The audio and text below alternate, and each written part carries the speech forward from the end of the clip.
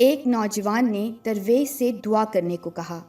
درویش نے نوجوان کے کندھے پر ہاتھ رکھا اور بڑے جذب سے دعا کی، اللہ تجھے آسانیاں بانٹنے کی توفیق عطا فرمائے۔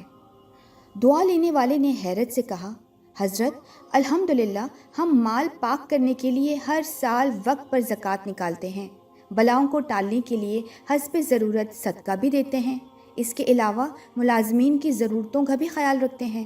ہمارے کام والی کا ایک بچہ ہے جس کی تعلیم کا خرچہ ہم نے اٹھا رکھا ہے۔ اللہ کی توفیق سے ہم تو کافی آسانیاں بانٹ چکے ہیں۔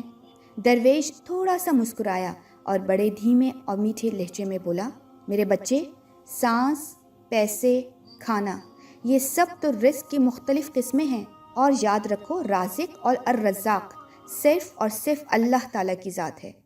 تم یا کوئی اور انسان یا کوئی اور مخلوق نہیں۔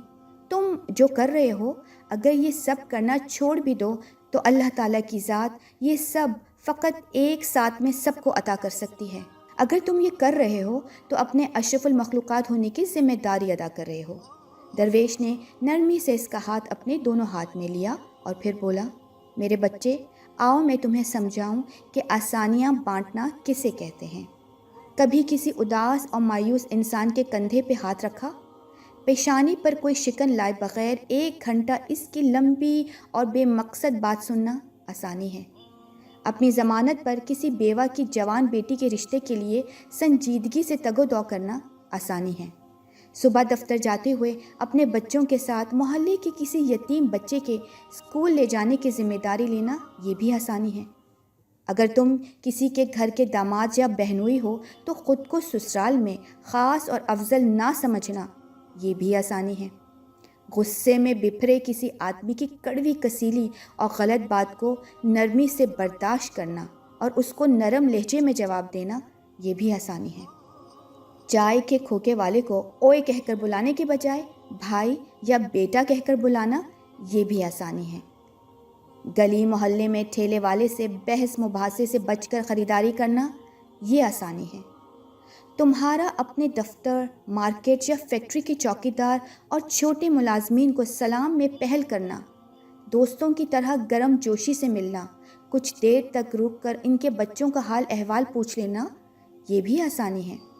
ہاسپٹل میں اپنے مریض کے برابر والے بستر کے انجان مریض کے پاس بیٹھ کر اس کا دکھ اور اس کا حال پوچھنا اور اس سے تسلی دینا کہ تم جلد صحت یاب ہو جاؤ گے اللہ کے حکم سے یہ بھی آسانی ہے۔ ٹریفک اشارے پر تمہاری گاڑی کے آگے کھڑے شخص کو ہارن نہ دینا جس کی موٹر سائیکل بند ہو گئی ہو، اگر تم سمجھو تو یہ بھی تو آسانی ہے۔